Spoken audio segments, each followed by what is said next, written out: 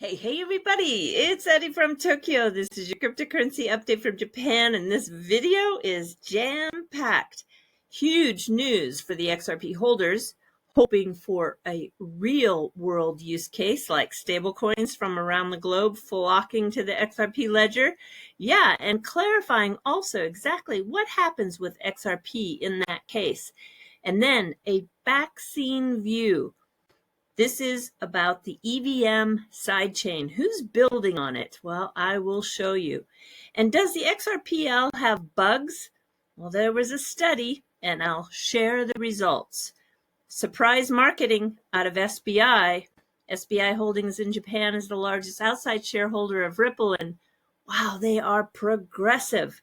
Some stats will also tell you where you should go to school and where you should live if you want to stack the odds in your favor for a blockchain career. And Cointelegraph, as you see here, they've done it again. Another hit piece, but this time they look ridiculous. All right, everybody, let's go.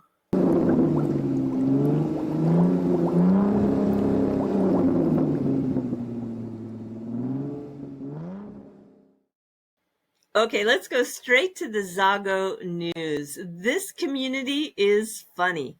Everyone went crazy for the one stablecoin on the XRP Ledger, and that would be the RLUSD. But this month, just about a week and a half ago, 6 new stablecoins have come onto the XRP Ledger.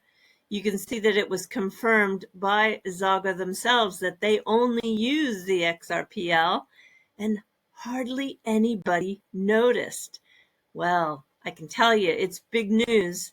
They're all backed by major currencies, and this company is making some huge moves globally when it comes to stablecoins. I had them on the channel back in July of 2022 when they launched their very first one. And yeah, it was breaking that they use XRP for the on-demand liquidity. You can see I had them on as early as, what was it? I had them on in May, June, and July of 2022. They've been working a long time. I also used their trading bot. They had a very good trading bot, an algorithmic trading bot that I used for a couple of years. And I can tell you that there's lots of bots out there. In fact, when I was in Amsterdam and moderated the panel for APAX last year, there was a builder of a bot called the Humming Bot. And yeah, if you're into the algorithmic trading, shop around because there's a lot of them out there. Back to XAGO, they are expanding their global reach by going into Australia with these new currency-backed stablecoins with the on and off ramps. And they're not messing around. They have more than 450,000 transactions processed and 6 billion in payment volume. And that would be in the South African rand, which is where they are based. And back to the RLUSD, it is for retail, and you can load up that stablecoin by Ripple in your Gittin wallet. If you go to X, you've got all the steps needed to do so. Now, there was a short clip from Thinking Crypto, that would be Tony, and when he had Nancy Beaton on his channel, they talked about moving lots of different assets across the platform of Uphold, and it's not really a conversion when you're using RLUSD. You're actually, if you're moving RLUSD into gold, you're actually making a purchase.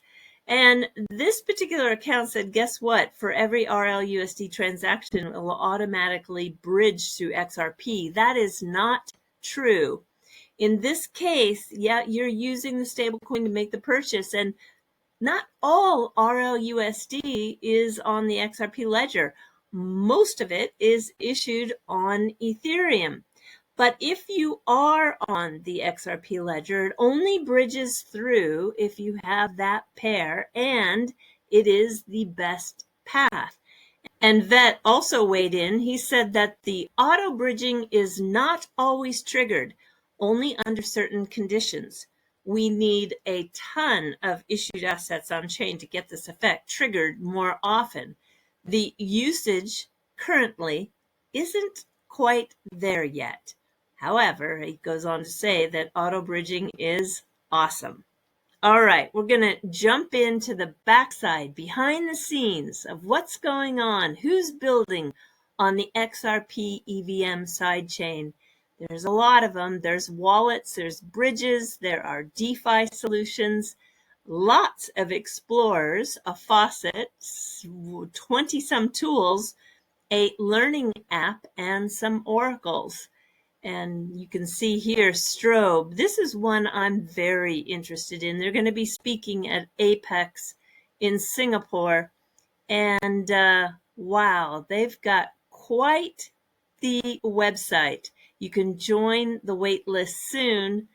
And look at this, money markets. Unlock new yield opportunities for XRP holders by tapping into diverse reward sources. Leverage billions in market cap to make XRP more useful than ever.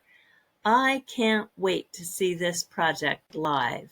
You can go down the list and click on it and find out exactly who it is and what they are building. And it's just very exciting to see such a great start for the coming of the EVM chain, which will provide that smart contract capability. Some of the XRPL EVM stats, the average block time is 7 seconds, just a little over 7.251 seconds. There have been 179,000 completed transactions. And just today in the testnet, there were 65 smart contracts deployed. And I want to point out that Flare every day is tweeting about XRP. And now they are not only the blockchain for data, as they say, that they are also the DeFi layer for XRP. Flare is both. That's it. That's the tweet. If you're into academic papers, I've got two big monsters for you to read on my X feed. The first one is The Tokenomics of Staking. It's a brand new one, just published April 2025. Ripple contributed to this paper through its University Blockchain Research Initiative, which is called UBRI, and they provided the financial support for the research. And yes, overall, staking is presented as a viable yield generating mechanism, but also, too, it does highlight some of the risks. This second one is really a monster. This is one where they were testing the XRP Ledger in a blockchain consensus algorithm way in search of bugs. And the experiments were conducted on the private peer-to-peer network that they set up for testing purposes, consisting of 5 Ripple server nodes in Docker containers. So the private network that they tested was used to simulate the public XRP Ledger environment under controlled conditions. Now, did they find bugs? Yes, they did. But you know what? Keep in mind that pretty much all software has bugs. Now, this is fascinating. This is a very interesting marketing decision from SBI in Japan. And as I said earlier in the intro, SBI is the largest outside shareholder of Ripple. They have been using the digital asset XRP in many ways, from ODL to benefits for shareholders. And they even had an e-gamer team that was paid, their salaries were paid in XRP. Anyway, they probably have used the digital asset XRP in 20 different creative ways. But look at this. They have chosen 2 mid-20s influencers to be the social media face behind their FX trading business. I just think this is wow. One is a young mother of 2, and the other previously with a famous idol girls group. And they are teaching beginners how to trade foreign exchange. And if you're into stats, which I'm sure many of you are, there is some interesting new information coming out for the blockchain space. If you want to go with the odds of success based on these stats, and it's by a large margin, you want to go to Stanford, MIT, or Berkeley, and you definitely want to stay in the US for your funding. The funding coming out of the United States, you can see, is 21.7 billion, and you compare that followed by China, Canada, the UK, Singapore, Switzerland, France, Australia, the Cayman Islands, and Germany, and nobody even comes close. I wanted to give a shout out to Cointelegraph, and no, it's not the kind of shout out that you would think. Today, they had a video that was just, and I want to give a shout out to Cointelegraph, and no, it's not the kind of shout out that you would think. They had a video that was just horrendous today.